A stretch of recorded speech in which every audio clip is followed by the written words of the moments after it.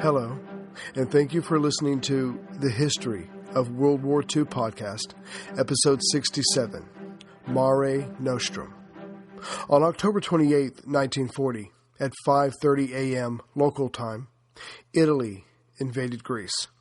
For Mussolini, this was another part of his plan to fulfill his dream of Mare Nostrum, in Latin, our sea. The Mediterranean would once again become a Roman lake. The Italian dictator had, somewhere along the way, lost his fear and respect for the British, which led him to believe that a quick victory in Greece would put another nail in the coffin of British dominance in the Mediterranean. But Mussolini's excitement was for more than just fulfilling a dream since 1922, when he came to power. He was also excited at thrusting Italy back to the center of the world stage. Let the earth tremble in fear again at the sound of Italian boots, this time marching across the Aegean. Hitler wasn't the only great man in Europe.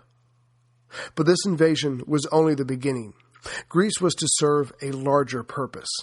Once under Italian control, Greece would not only outflank Yugoslavia, but also check Britain's other ally, Turkey. What's more, the route from the Romanian oil fields to Italy would be that much more secure. And as for the despised, once great British Empire, with Greece under Italian control, Alexandria and the Suez Canal were that much more exposed. Indeed, for the investment of temporarily upsetting his Axis partner and a few hundred Italian dead, the payoff for Italy would be huge. As Mussolini pictured his men marching through Greece, emboldened by fascist ideology, that same vision viewed Greece as pathetically weak in all that was needed in modern warfare.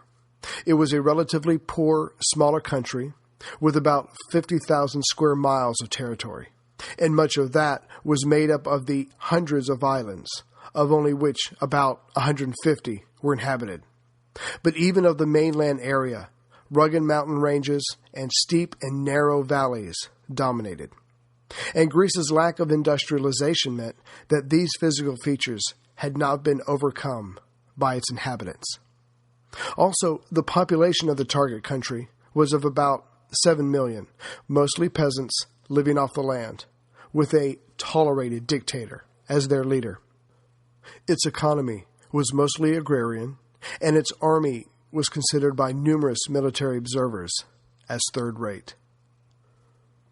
Mussolini expected Greek pride to force Metaxas, the tolerated dictator, to put up a token resistance and then bow before the inevitable, overwhelming Italian tidal wave.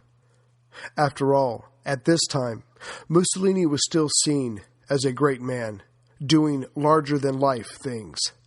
He helped stop communism in Spain, guided his country through the Great Depression, defied the League of Nations, conquered Ethiopia and British Somaliland, and invaded Egypt. But Greek blood was up, and it had been Mussolini's doing.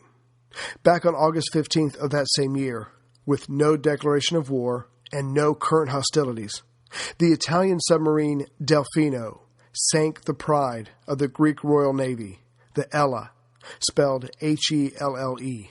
The H is silent. But that was only the beginning. The crew of the Ella was on shore taking part in one of the most important feast days of the Church, the repose of the Most Holy Mother of God. The shrine of Our Lady of Tinos, the island they were on, was violated, along with everything the Greek Orthodox faith held most dear. That's what they did literally, but the symbolic violation generated the anger. Greeks refer to themselves as Elene or Elis, and in their culture there is a code they live by called Philotemo. Like most aspects of a culture, it is complicated and not easy to pin down. But in its most simplest form, Philotemo is an unwritten value system and sense of honor.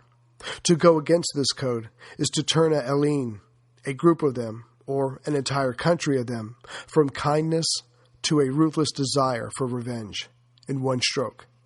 In fact, even until recently, the law there understood when an Hellene felt the need to strike out against another for the sake of honor. And in one stroke, the Italians generated a hatred by the Greeks that was vitriolic. Metaxas had to hold back the press and his people from retaliating. And for once, since coming to power, the prime minister now had the support of his people. Ironically, Greece, coming up short compared to Italy in relating to issues favorable in a modern war, was, in some ways, more prepared. Metaxas had spent the last 4 years simultaneously trying to stay off Mussolini's radar while preparing his country for the war with Italy everyone knew was coming. Greece's resources were scarce, but Metaxas' military experience and knowledge was vast. He did not have Spitfires or Panzers, so he focused on what he could: logistics, morale, organization, and disinformation. On March 5, 1936, Metaxas was made Minister of War by King George II during the latest political infighting, as many different parties vied for power in the Voli, or Parliament. King George II and Metaxas had known each other for a long time. Metaxas had tutored the young prince for 2 years in military history, cartography, and military tactics. From there, he only went on to shine further during the Balkan War of 1912-13. After that, he studied military tactics in Germany, where he left with a heavy respect for those countrymen's abilities. But then he suffered his own political wilderness during World War I, when he thought Greece should side with the Central Powers, and was therefore banished for the duration of the war. Ironically, the current king soon found himself banished, and it was Metaxas who worked to bring the king back while in various offices throughout the second half of the 1920s and early 1930s. But in 1936, fate stepped in. 4 key political leaders, all of them politically outranking Metaxas, though not necessarily in talent or experience, died during the first 5 months of that year. Foul play was not suspected. Suddenly, literally, he was the only man standing for the position of prime minister. It was then that he demonstrated his political acumen. Though considered only a military leader, he had learned the rough and tumble ways of politics during his various appointments. As different parties tried out various coalitions to keep Metaxas in check, none of them liked or trusted him. Metaxas soon outmaneuvered them all by persuading the parliament to adjourn on April 30th, 1936, which left the king, but in the person of the prime minister, in total control. The new prime minister held out as long as he could before using his trump card, really his only card, martial law. But as a second strike was called for, Metaxas declared a national emergency and gave himself dictatorial powers under martial law. The king, George II, his student from many years ago, agreed with him because he wanted what Metaxas wanted, to keep the communists out and avoid civil war. The civil war in Spain, after all, was being closely watched. It didn't take long for his countrymen to figure out that Greece's new leader was not going to release his grip on power anytime soon. But honestly, after Lenin, Stalin, Franco, Mussolini, and Hitler, the world could not be expected to be in shock by these events. And like those before him, Metaxas promised the masses peace and security, glory and plenty. He used emotion, avoided logic, and his message was carried by film and radio. Sound familiar? But if his opponents wanted specifics, he would give it to them. The August 4th regime, as his government was to become known as, had 6 key points. 1, to end internal strife. 2, to curb the excesses of the press. 3, to ameliorate the conditions of the poor and the unemployed. 4, to promote a national unity glorifying the merits of king, nation, and faith, with Athens as its cultural hub. 5, to institute much-needed social, legal, economic, political, and military reforms. 6. To enlist the support of the nation's youth for what was promised to be the third Greek civilization. Just to note, the first was the classical, the second, the Byzantine. Even though Ioannis Metaxas had achieved his goal, it was not a time to sit back and enjoy his power. To the new prime minister, he needed the absolute authority and as much time as he could get to prepare his country for what was coming. And in doing so, of his 6-point program, he would really only focus on 1.5 items. He would institute military reform and utilize the help of the nation's youth. Metaxas was readying Greece for war. Styling his government after Mussolini's, still seen as Europe's great politician, the August 4th regime banned all political parties. The press was severely restricted. Metaxas' argument was, "Are we not all Hellene?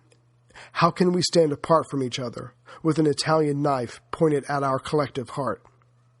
And like Mussolini and Hitler, the people were, to some degree, behind him at first. He was putting a stop to the infighting, and he had come to power legally.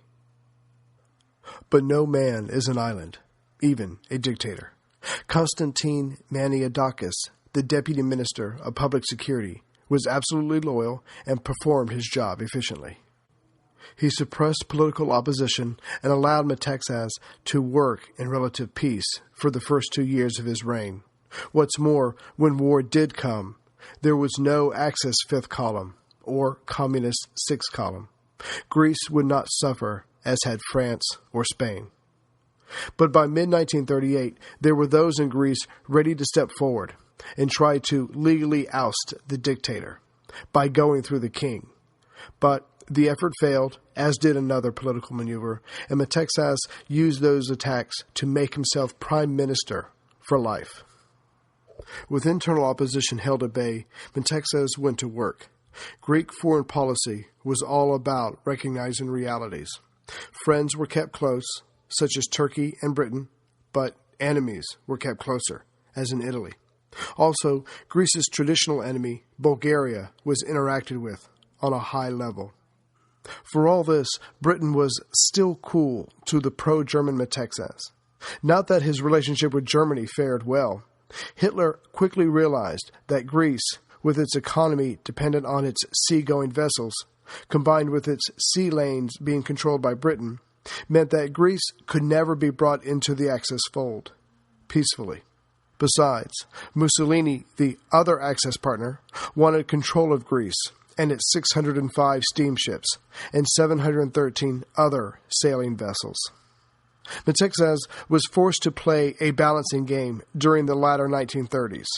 Greece was tied to Germany economically, who bought most of Greece's agriculture, but Germany's ally threatened Greece's freedom.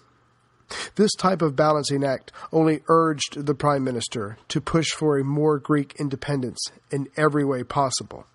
So, he continued to push his policy of irrigation and reclamation, which allowed for massive growth in the growing of oats and maize. This type of improvement would have normally meant a great deal to the very people the prime minister was trying to win over, the young. But fate seemed to push Greece back for every step the prime minister made forward. Before war broke out in Europe, just over 10,000 refugees from the Ukraine and the Black Sea made their way to Greece. These people were running from Stalin's various pogroms that seemed only to have one ending. Still, Greece was getting stronger, according to a U.S. Army intelligence report in 1935 and again in 1936. Slowly, perhaps, but it was on the right course. Yet time was not on its side. The August 4th regime was able to minimize political turmoil within the army, as well as experiment with an end zone regiment, which was comprised of specially selected and trained young men, valued for their superior physical and mental abilities. By 1939, there were 5 regiments of these kilted infantry. Hey everyone, Ray here. History is replete with humans overcoming adversity. Yet one of the most horrific disasters, and those that it affected, has largely been forgotten. That being the Great Mississippi Flood. From Wondery, American History Tellers is a podcast that explores extraordinary events from our nation's past and brings them to life. And the story of the Great Mississippi Flood launches their new season. In the summer of 1926, the American Midwest experienced rainfall like no one could remember. And all that water had to go somewhere, that being the mighty Mississippi. By the time the rain stopped, some 27,000 square miles were underwater. Crops were destroyed, getting around was practically impossible, and hundreds of farms and entire communities had been washed away. This included now 600,000 homeless Americans and another 1,000 dead. And when you add on the racism, exploitation, and betrayal that followed, the American landscape would be changed forever.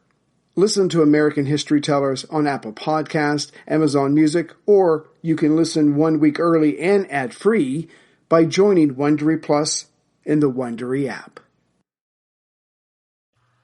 During this same time, an effective air force was simply beyond Greek means. In the end, they bought 143 World War I era planes from Poland. After that, there would be no reserves. And developing and maintaining radar was as impossible as buying Hurricanes or Spitfires. It was Greece's antiquated air force that would prove to be the country's undoing. So Metaxas focused on defense, not offense. And he knew that their defense, in whatever form and level of readiness he could get it to, would be tested by Italy.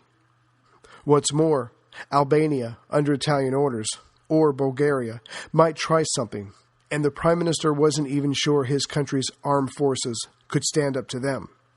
He knew Greece would be bested by Italy with its modern army, navy, and air force. They knew this too, so they would come. It was only a matter of when. Having 3 potential invaders meant that any chance of surviving required reducing the number of invaders who could come at you at one time. So, in 1936, a line of fortifications was built along Greece's northern frontier, mostly facing Bulgaria. The roads and railroads behind this line of works were also improved. But this was not to be another Maginot Line. Some forts were stronger than others, depending on the surrounding terrain. Some areas were easier to defend due to the physical features. The forts housed German guns built by Krupp and other German equipment. The strongest part of the line was just over 120 miles long, starting at the Nestos River in northeastern Thrace, making its way to the Greco-Yugoslav-Bulgarian borders. It was called the Metaxas Line. While it's true the lion's share of the military budget went to the army, the Navy, under Rear Admiral Alexandros Sakolerio, did what he could with his. Communist elements were pushed out, and the day-to-day lives of the men were improved. 2 newer destroyers were built, bringing their total to 10. 2 70-foot torpedo boats were also added. Other ships were either built or refitted and modernized. And by the time war broke out, Greece had 10 destroyers, 13 torpedo boats, 8 mine layers, 6 submarines, and a few other support craft. By mid-1939, Metaxas knew he was still very far away from having Greece prepared for a war that seemed to all to be coming. In early and mid-1939, the Prime Minister received reports from the U.S., the British, and his own people that Greece's military had come a long way from where she started, but still had a longer way to go. But Metaxas was a realist. He continued making plans with what he had. But Greece's destiny was to be that of a pawn in a much larger game. On March 15, 1939, Hitler took the rest of Czechoslovakia without first telling Rome. That pushed Mussolini to finally take Albania, something he had been thinking about for almost a year. Besides, it was a necessary part of his reestablishing Mare Nostrum. The invasion started on April 7, 1939, and was over in 5 days. But it wasn't simply Italian might that got the job done. The Albanian military, after all, had been trained by Italy, and certain people in Albania were already in place or paid by Italian coin to undermine and confuse the political and military reaction when the invasion came. As that conflict came to a speedy conclusion, the Greeks, even with their hatred of the Italians for their treatment of fellow Greek countrymen in the Dodaganes Islands, reacted fearfully. But on April 10th, 3 days into the invasion, Mussolini made it clear to London and then to Athens that Italy had no intention of invading Greece. Still, or maybe even because of this, Prime Minister Chamberlain offered in public a guarantee of support to Greece and Romania. Metaxas, for his part, took Britain up on its offer. But none of this was going to help Albania or the royal family. King Zog and his queen, along with their 4-day-old son, escaped to Greece. But the royal family was asked to leave in case it seemed that Athens was showing Albania any kind of support. Greece might now have a pledge from Britain and France, but those words were not as moving as those of the chief of the Italian Armed Forces General Staff, Marshal Pietro Badoglio, when he said that all roads leading from Albania to Yugoslavia and Greece must be repaired by August of that year. The formidable Italian workers and engineers came over and got to work. Time was running out. Metaxas asked London for Spitfires, considering their new understanding of support. But the Greeks were told to develop their air force more slowly. That way, they would avoid costly mistakes. Desperate, Metaxas did an about-face and requested aircraft from Germany. The planes were promised, but never delivered. What was the point? The Greek government then took a long, hard look at its military, and the results were most disheartening. Greek mobilization was too slow, and therefore, Greek forces would be chewed to pieces by Italian air power, as would their communication and transportation systems. The Greek side bordering Albania was hard to travel for land forces, which would slow deployment even more. Also, there were no fortifications along the Greco-Albania frontier. There wasn't time and money enough to build both defensive lines simultaneously. Next, there were currently no plans for countering a large-scale attack from the direction of Albania. And finally, Metaxas believed the Greek people, along with their armed forces, would probably panic during invasion, and any coordinated response would be impossible as well as inadequate. Still, Metaxas, with his aides and higher staff, took what they had and began deciding how best to use it. As for their slow mobilization, it was decided best to plan out and begin partial and secret mobilization now. Next, fortifications were started along the border with Albania, but 20 miles behind the border to avoid discovery. Then, misinformation was spread about Greek transportation routes and the location of military units, thus making initial Italian thrusts more uncertain. Also, the Greek government took an even more controlled approach to purchasing foodstuffs that would be needed if Greece was cut off from the rest of Europe. But then, the attack didn't come. Not right away, like it probably should have from Mussolini's point of view. The Italians would not cross the Albanian border for another 19 months, and the Greek government, supported enthusiastically by the Greek people, used that time well.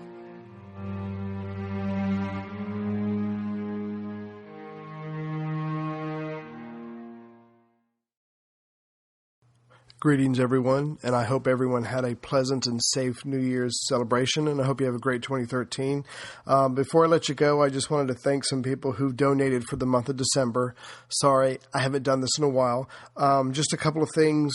When I made my book Audible recommendations for D-Day. I can't believe I left out the Bedford Boys. Check out Bedford Boys by Alex Kershaw. It's on Audible. It's a detailed story about the 21 men who died that day from Bedford. It's a really incredible story. I have that. I just started listening to it. I can't believe I left that one out, so I'm terribly sorry. I didn't really find anything pertinent on Audible as far as Greece, but again, every time I find a book I like that they don't have, I just shoot them a recommendation, and hopefully one day they'll listen to me. Oh, and if you haven't, check out Laszlo Montgomery, the History of China podcast. He's doing a series on the history of Hong Kong, and if you've read James Clavell like me and you love that, you will love his series. He did a really good job. I think he's up to 7 episodes by now on the series. Anyway, he's done a really good job of covering how it got started and all the political intrigue as far as the British were concerned and how they were trying to deal with the Chinese and the mainland. It's just a really interesting story. So check out that series. I think you'll enjoy it a lot. And I hope you liked the previous episode with the pictures and going to the D-Day Memorial. I've never done anything like that before, so I hope it turned out okay, and I hope you liked it. There is a very substantial tank museum in southern Virginia, Danville, Virginia. I'll be checking out sometime the next month or so, and I'll do another one of those. I'll take a lot of pictures and put it together, so I hope you'll enjoy that as well. Okay, so for the people who made my and my family's Christmas very nice, the people who donated for the month of December, and again, it just makes a huge difference around here. So first, Peter B. in Allen Lade, Australia. And Nigel C. in North Yorkshire, UK, Chris B. in Bellingham, Massachusetts, near Boston. And yes, Chris, if I ever make it up that way, and I've always wanted to go to Boston, I will definitely look you up, and you and your friends can maybe buy me a couple dozen beers and talk my ear off about all things naval in the Pacific. That would be great. Robert R. from Bourne, Texas. I hope I'm saying that right. Paul M. from Calgary, Alberta, in Canada. Thank you, Paul. Giles D. in Huddersfield, West Yorkshire, UK. Thank you. Robert J. in Riga, Latvia. And thank you, Robert, for the email about having a Happy New Year. I certainly did. Travis B. in Oklahoma City, Oklahoma, U.S. And Seamus P. in Wicklow, Ireland. I hope I said that right. Lawrence M. in Shelby Township, Michigan, U.S. Thank you. Don C. in Yuba City, California. I hope I said that right. I have to ask Laszlo about that one. Darren A. in Elkhorn, Nebraska. Thank you very much. And thank you for the message at the end of your donation, even coming close to comparing me to the History of Rome podcast, probably the best that's out there. I just do the best I can, but yes, I love that one too. Desmond S. from Singapore. Thank you very much. Andy P., who ordered all of the discs that I've been able to put together so far for a Christmas present for someone. So, again, thank you very much. Made the wife very happy, which, should be everyone's goal. Column M. from Aberdeen City in the UK. Thank you. And lastly, Jonathan W., who bought Volume 1, Bedfordshire in UK. So, again, thank you, everyone. A lot more books coming in. And again, the reason I started this whole podcast was to learn literally the entire story, as much as one person can, of World War II. And through your donations, I'm getting all these books. I've already had to go out and buy a third bookshelf. So again, thank you very much. I will get the next episode out as soon as I can. I have a surprise for you that I think I promised like 7 episodes ago. Anyway, I will make all the announcements about that on the next podcast because it'll be ready. So look forward to that, and I will see you as soon as I can. We will finally get Mussolini's troops into Greece, and we'll see what happens, even though I think you all have a pretty good idea. So that will be coming out soon.